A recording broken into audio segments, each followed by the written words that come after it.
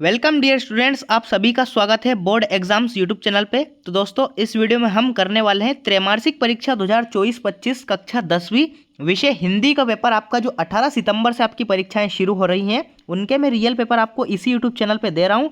इसलिए आप हमारे यूट्यूब चैनल को सब्सक्राइब कर लीजिए, क्योंकि जैसा कि आप जानते हैं कि मैंने आपको मासिक टेस्ट जो आपके जुलाई और अगस्त के हुए थे उनके रियल पेपर प्रोवाइड किए थे। बच्चों ने एक ही बात बोली थी, गुरुजी मज़ा आ गया क्योंकि आपने रियल पेपर हमें प्रोवाइड करा दिए हैं। तो बहुत सारे स्टूडेंट्स का डाउट आ रहा था कि सर हमारी परीक्षाएं जल्दी ही शुरू होने वाली हैं, तो आप हमें इनके भी रियल पेपर प्रोवाइड करा दीजिए। तो बिल्कुल मैं आपको सभी विषय के, चाहे कक्षा 9वीं या 10वीं या 11वीं या 12वीं, सभी विषयों के 101% रियल पेपर इसी यूट्यूब चैनल पर डालूंगा। इसलिए आप हमारे यूट्यूब चैनल को सब्सक्राइब कर लीजिए ताकि आने वाले वीडियोस की नोटिफिकेशन सबसे पहले आपको मिल जाएगी। 9th के वीडियोस ऑलरेडी अपलोडेड है। अगर कोई स्टूडेंट्स 9th का है और वो इस वीडियो को देख रहा है तो आप 9th के वीडियोस देख सकते हैं। इस वीडियो में हम 10th की जो आपकी परीक्षाएं हैं उनकी शुरुआत करने वाले हैं। 10th वालों के 6 के 6 पेपर इसी यूट्यूब चैनल पर अपलोड किए जाएंगे, इसलिए आप हमारे यूट्यूब चैनल को सब्सक्राइब कर सकते हैं। चलिए शुरुआत करते हैं। इस वीडियो में हम कौन सा पेपर करने वाले हैं? त्रैमासिक परीक्षा 2024-25 कक्षा 10वीं विषय हिंदी का पेपर हम करने वाले हैं। पूर्णांक आपका 75 नंबर का रहेगा। 75/75 की इस यूट्यूब चैनल पर गारंटी दी जाती है। और आप अगर हमारे यूट्यूब चैनल को सब्सक्राइब कर सकते हैं और आप हमारे यूट्यूब चैनल से अगर पढ़ाई कर रहे हैं तो आप 75/75 के बिल्कुल हकदार बन जाओगे। चलिए भाई शुरू करते हैं। समय 3 घंटे। निर्देश पढ़ सकते हैं आप। सभी प्रश्न हल करना अनिवार्य है, बिल्कुल सही बात है। प्रश्न 1 से 5 तक वस्तुनिष्ठ प्रश्न है, जिनके लिए 1 × 30 यानी कि 30 अंक निर्धारित हैं। प्रत्येक प्रश्न के लिए 1 अंक होगा। 30 ऑब्जेक्टिव पूछे जाएंगे। तीसरा जो निर्देश है, प्रश्न क्रमांक 6 से 17 तक प्रत्येक प्रश्न 2 अंक का है। शब्द सीमा 30 शब्द है। नेक्स्ट जो है, प्रश्न क्रमांक 18 से 20 तक प्रत्येक प्रश्न 3 अंक का है। शब्द सीमा 75 शब्द है। 5वां निर्देश है, प्रश्न क्रमांक 21 से 23 तक प्रत्येक प्रश्न 4 अंक का है। शब्द सीमा 120 है। 120 वर्ड्स में आपको लिखना है। तो ये आपके निर्देश है, फालतू चीज़ है ये, हमें कुछ नहीं करना इनसे, हमें देखना है पेपर, वो भी रियल। चलिए शुरू करते हैं। जय श्री गणेश। पहला क्वेश्चन क्या है? पहला क्वेश्चन है, सही विकल्प का चयन करके आपको लिखना है। पहला जो क्वेश्चन है सही विकल्प का वो पढ़ लीजिए। हिंदी के पद्य साहित्य का दूसरा काल कौन सा है? ठीक है, ए ऑप्शन है इसका रीतिकाल, बी ऑप्शन है इसका आदिकाल, सी ऑप्शन है भक्तिकाल, डी ऑप्शन है आधुनिक काल। तो क्वेश्चन का राइट आंसर क्या हो जाएगा? क्वेश्चन का राइट आंसर हो जाएगा हिंदी के पद्य साहित्य का दूसरा काल कौन सा है? भक्तिकाल, यानी कि सी ऑप्शन इस क्वेश्चन का राइट आंसर आ जाएगा। ठीक है, सी ऑप्शन। नेक्स्ट है आपका दूसरा क्वेश्चन, गोपियों को ज्ञान व योग की बातें लगती है, कैसी लगती है? ए ऑप्शन आपका मधुर लगती है, बी है नीरस, सी है कड़वी ककड़ी सी और डी है अग्नि के समान। तो क्वेश्चन का राइट आंसर क्या जाएगा? गोपियों को ज्ञान व योग की बातें लगती है, कड़वी ककड़ी सी, यानी कि सी ऑप्शन इस क्वेश्चन का राइट आंसर आ जाएगा। नेक्स्ट जो क्वेश्चन है, क्वेश्चन नंबर 3, कलम का जादूगर किसे कहा जाता है? स्वयं प्रकाश जी को ए ऑप्शन दे रखा है, बी ऑप्शन आपका सर्वेश्वर दयाल सक्सेना जी को, सी ऑप्शन है मनु भंडारी जी को, डी ऑप्शन है राम वृक्ष बेनीपुरी जी को। तो क्वेश्चन का राइट आंसर क्या जाएगा? कलम का जादूगर किसे कहा जाता है? राम वृक्ष बेनीपुरी को, यानी कि डी ऑप्शन इस क्वेश्चन का राइट आंसर आ जाएगा। नेक्स्ट क्वेश्चन है फोर्थ क्वेश्चन आपका, नेताजी का चश्मा पाठ की विधा कौन सी है? ए ऑप्शन आपका एकांकी, बी ऑप्शन आपका निबंध, सी है व्यंग और डी है कहानी। तो क्वेश्चन का राइट आंसर क्या जाएगा? क्वेश्चन का राइट आंसर आ जाएगा आपका कहानी, डी ऑप्शन इस क्वेश्चन का राइट आंसर आ जाएगा। 5वां क्वेश्चन आपका, रसात्मकम वाक्यम काव्यम परिभाषा किस आचार्य की है? आचार्य जगन्नाथ की है क्या, या फिर आचार्य मम्मट की है, या फिर आचार्य विश्वनाथ की है, या डी ऑप्शन आपका आचार्य रामचंद्र शुक्ल। तो क्वेश्चन का राइट आंसर क्या जाएगा? क्वेश्चन का राइट आंसर आ जाएगा रसात्मक काव्यम वाक्यम, यह परिभाषा आचार्य विश्वनाथ की है। तो सी ऑप्शन इस क्वेश्चन का राइट आंसर आ जाएगा। नेक्स्ट जो क्वेश्चन है, सही विकल्प का लास्ट क्वेश्चन है आपका, भोलानाथ के पिता किसके भक्त थे? ए ऑप्शन है आपका गणेश जी के, बी ऑप्शन आपका शिव जी के, सी ऑप्शन आपका दुर्गा माता के, डी ऑप्शन आपका कृष्ण जी के। तो क्वेश्चन का राइट आंसर क्या जाएगा? शिव जी के भक्त थे। तो बी ऑप्शन इस क्वेश्चन का राइट आंसर आ जाएगा। इस प्रकार से आपके 6 नंबर के सही विकल्प हो जाएंगे। नेक्स्ट क्वेश्चन, रिक्त स्थान की पूर्ति आपको करना है। चलिए देख लेते हैं इनको। 6 नंबर के क्वेश्चन है। पहला क्वेश्चन क्या है? सूरदास जी मुख्यतः रिक्त स्थान रस के कवि है। तो सूरदास जी वात्सल्य रस के कवि हैं, तो वात्सल्य इसका राइट आंसर आ जाएगा। गोपियां उद्धव को रिक्त स्थान मानती है, कैसा मानती है? बड़भागी मानती है, तो बड़भागी इसमें आपको लिखना है। जीवनी गद्य की कैसी विधा है? गौण विधा है। ठीक है, गौण विधा आपका राइट आंसर आ जाएगा। नायक नायिका के संयोग या वियोग का वर्णन रिक्त स्थान रस में होता है, श्रृंगार रस में होता है। ठीक है, भोलानाथ के पिता आटे की गोलियां रिक्त स्थान को खिलाते थे, किसको खिलाते थे? मछलियों को या बगुलों को? किसको खिलाते थे? मछलियों को खिलाते थे, तो मछलियाँ इसका राइट आंसर आ जाएगा। चौपाई के प्रत्येक चरण में कितनी मात्राएं होती है? 16-16 मात्राएं होती है, ठीक है, 16-16 मात्राएं होती है प्रत्येक चरण में, सममात्रिक छंदीय होता है, ठीक है। इस प्रकार से आपका रिक्त स्थान हो जाएगा। एक बार और मैं इसको बता देता हूं ताकि आप स्क्रीनशॉट इसका ले पाएं। सूरदास जी वात्सल्य रस के कवि है। गोपिया उद्धव को क्या मानती है? बड़भागी मानती है। जीवनी गद्य की गौण विधा है। नायक नायिका के संयोग या वियोग का वर्णन श्रृंगार रस में होता है। भोलानाथ के पिता आटे की गोलियां मछलियों को खिलाते थे। चौपाई के प्रत्येक चरण में 16-16 मात्राएं होती है, ठीक है। इस प्रकार से आपका रिक्त स्थान हो जाएगा। नेक्स्ट क्वेश्चन, सही जोड़ी मैच करना है आपको, ठीक है। सही जोड़ी को आपको मैच करना है। पहला क्वेश्चन क्या है? पहला है इसका आत्मकथ्य। आत्मकथ्य को कैसे मैच करना है? जयशंकर प्रसाद से इसको मैच करना है। 3 वर्णों का मेल, 3 वर्णों का मेल क्या होता है? गण होता है, ठीक है, तो इसको गण से मैच करना है। एकमात्र सहारा के लिए मुहावरा, अंधे की लाठी, एकमात्र सहारा। अलंकार, अलंकार को कैसे मैच करना है? अलंकार क्या होता है? आभूषण होता है। जिस प्रकार नारी की सुंदरता आभूषण बढ़ाता है, उसी प्रकार शब्दों की सुंदरता अलंकार बढ़ाते हैं। कैप्टन चश्मे वाला, कैप्टन चश्मे वाला, प्रतिमा पर चश्मा, ठीक है, का ऑप्शन। साना साना हाथ जोड़ी, यात्रा वृत्तांत है, ठीक है। इस प्रकार से आपकी सही जोड़ी हो जाएगी 6 नंबर की। इस प्रकार से आप मैच करेंगे तो आपको 6 नंबर मिल जाएंगे। Next question, question number 4। एक शब्द एक वाक्य में उत्तर आपको देना है। पहला क्वेश्चन क्या है? श्री कृष्ण का योग संदेश गोपियों के लिए कौन लेकर आया था? पहला क्वेश्चन है आपका, श्री कृष्ण का योग संदेश गोपियों के लिए कौन लेकर आया था? तो उद्धव लेकर आया था, ठीक है, उद्धव। इस प्रकार से आपको लिखना है उद्धव, ठीक है। पहले में राइट आंसर क्या जाएगा? उद्धव। नेक्स्ट क्वेश्चन है आपका, सूर सारावली के कवि का क्या नाम है? तो सूरदास है, ठीक है, सूरदास। सूर सारावली के रचनाकार हैं, इसके कवि हैं सूरदास, ठीक है। नेक्स्ट है आपका, नेताजी की मूर्ति किससे बनी थी?